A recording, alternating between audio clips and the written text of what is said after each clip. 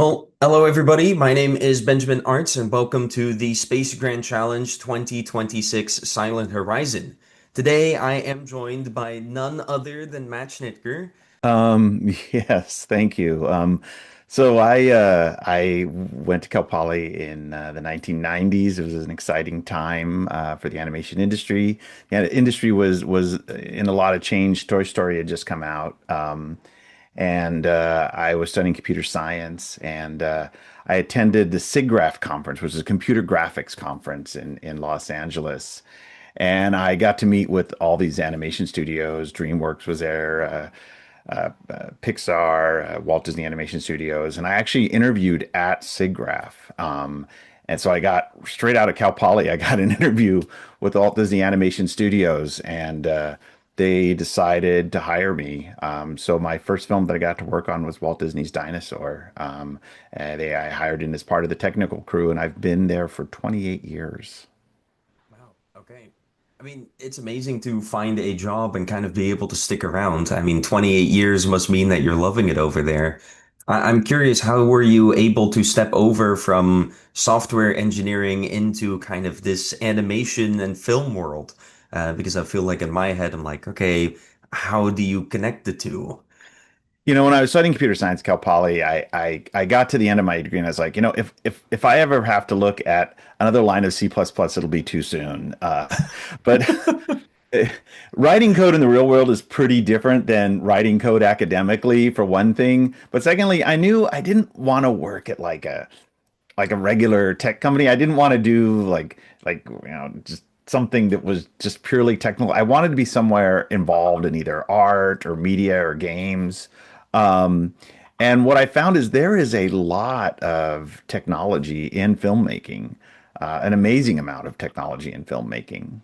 It was great to be able to be involved in the filmmaking process. It was great to be involved in the filmmaking process as a technologist. Well, and from what I remember, so something that like very much stood out to me. I mean, by all means, reading kind of through your biography and everything that you've worked on, I want to go ahead and say you are, I don't know, at this point, well accomplished.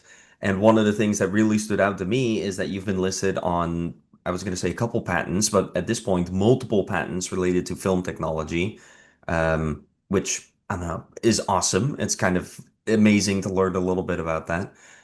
So I was wondering, how does innovation happen in an environment like a major studio? Is it kind of like a formal R&D approach, or is it more experimental problem solving? Like, does something happen in the studio and all of a sudden you and your team, you're like, wait, it's like there is a gap to be filled, and potentially we can invent something and patent something that could be very much used.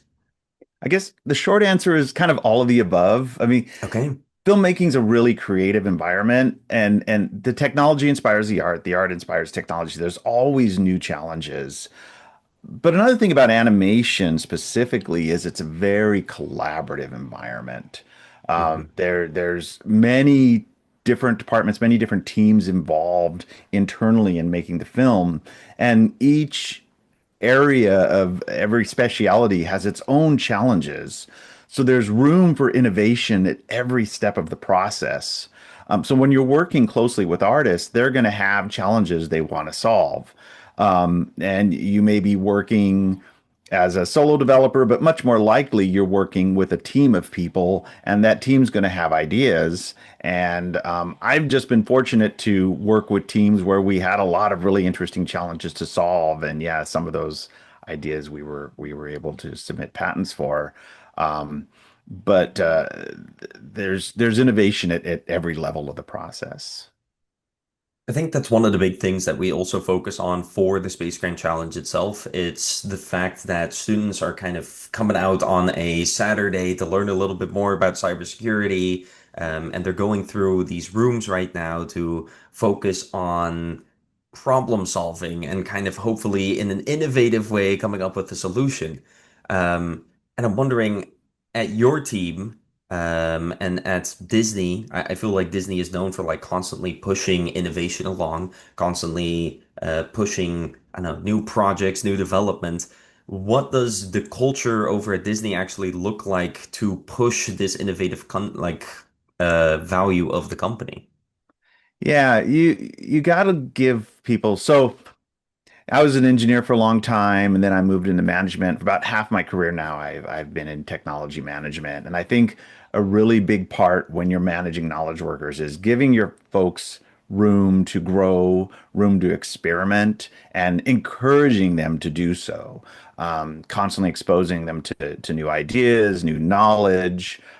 For me, that involves things like um, talking to other people in the industry, meeting and talking to people at conferences, looking at what's happening across other studios, as well as understanding what's changing within the studio.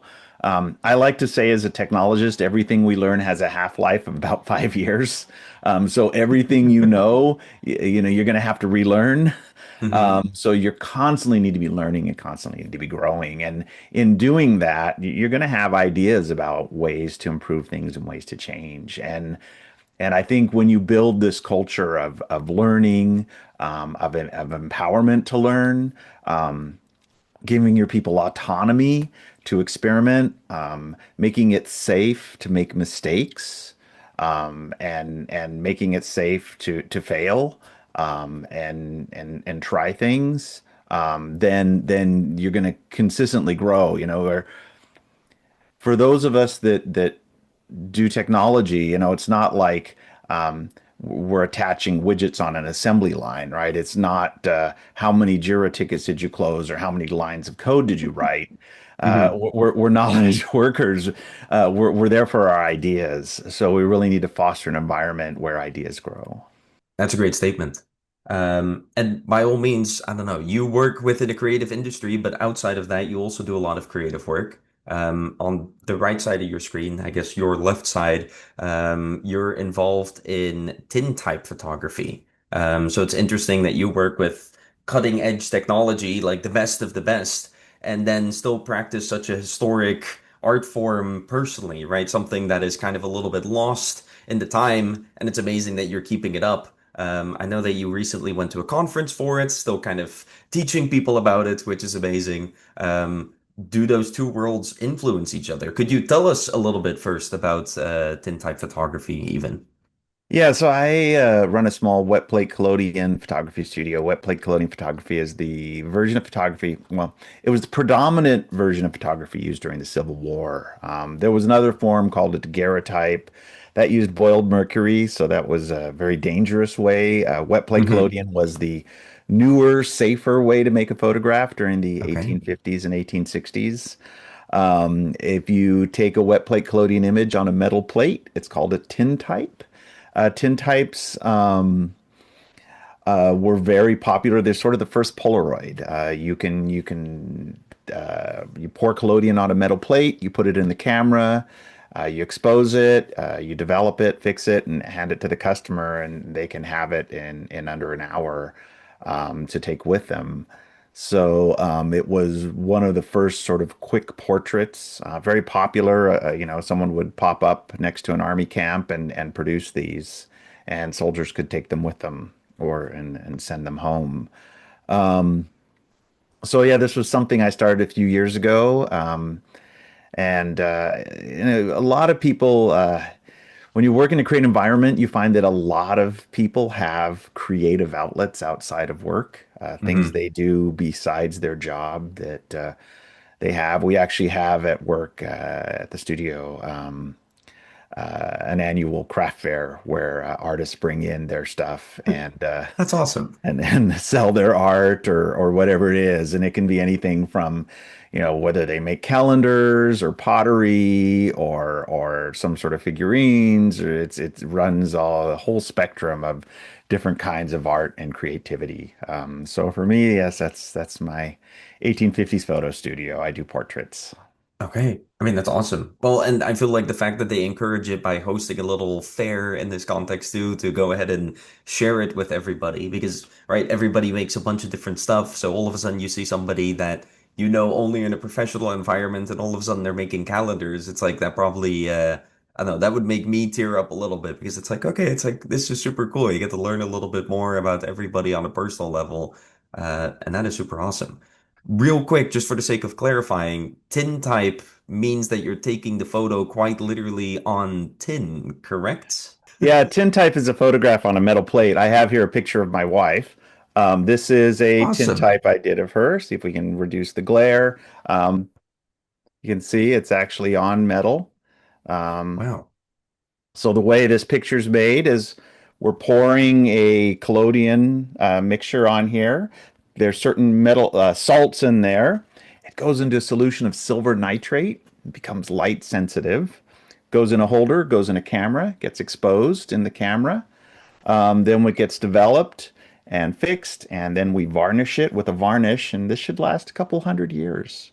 Wow. The image is actually made out of metallic silver. Um, so Okay. this is actually silver on a black background. So Okay, so your career right now sits at the intersection of art and engineering. And I'm wondering, how do those two worlds work together within the film production industry? yeah, within animation production, you'll find that art always inspires the technology, and the technology always inspires the art. And what I mean by that is there's always new technical innovations that are happening in the industry, in computer graphics, in computer hardware, and these are always making lots of new things possible, which opens up all these new creative possibilities for the filmmakers. So the technology is inspiring the art, bringing all these new possibilities to the art. At the same time, the filmmakers are always coming up with new creative ideas that haven't been done before and bringing those to their technical folks, technical partners, Hmm. and saying, hey, can we do this crazy thing that's never been done before? And so that is the art inspiring the technology.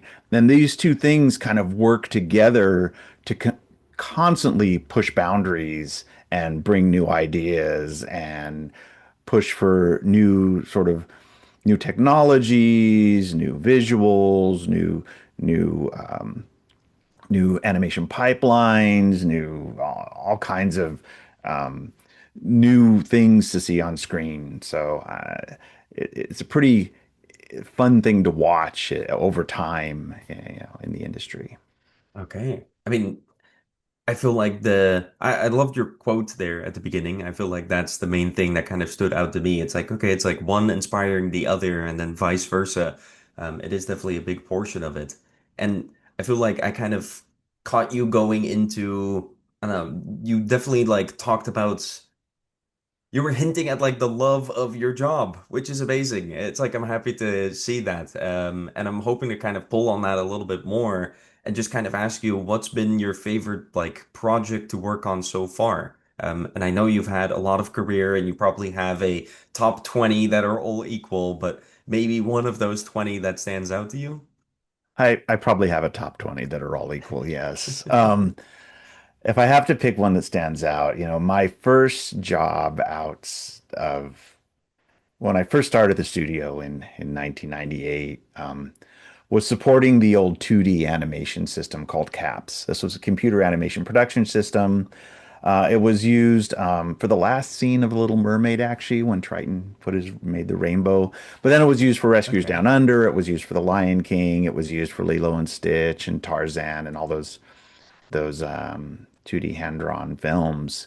And the last films to use it were Treasure Planet and Home on the Range until we became a 3D computer graphics studio. Well, in early 2000s, they had this idea that they wanted to make a 3D version of Beauty and the Beast, to actually read back all the assets and use all the camera and cell information from the CAP system, load it into a modern 3D system, and make a 3D version where you could put on 3D glasses and see Beauty and the Beast in 3D. And this was a very Okay. novel, very revolutionary idea. And I was assigned as the technical person to help out on this project. And this was Mhm. really exciting because I had all this experience back with the old 2D animation system. So I got to work with the artists directly, to write a whole lot of software to pull that data out of the 2D system and load it into a 3D scene with all the layers of animation, and then be able to add what I'll call puffiness, add character to the layers to make them look better in a 3D world. And we did that for Beauty and the Beast, and then we did it again for Lion King. And those had theatrical releases, so that was pretty exciting to be part of a 3D remastering and theatrical re-release of those two films that are such a part of American culture and sort of our cultural heritage and identity, even. And then, well, one question that we kind of ask every single guest. We have middle school and high school students, and I don't know, anyone that's supporting them right now. So that's parents and coaches and teachers that are watching the live stream and watching these videos. What is one piece of advice that you would give our student audience today? If I had to give one single piece of advice, never stop learning, and don't give up. You know, you don't lose till you give up. So keep learning, keep trying, because you don't know what you can do until you get there.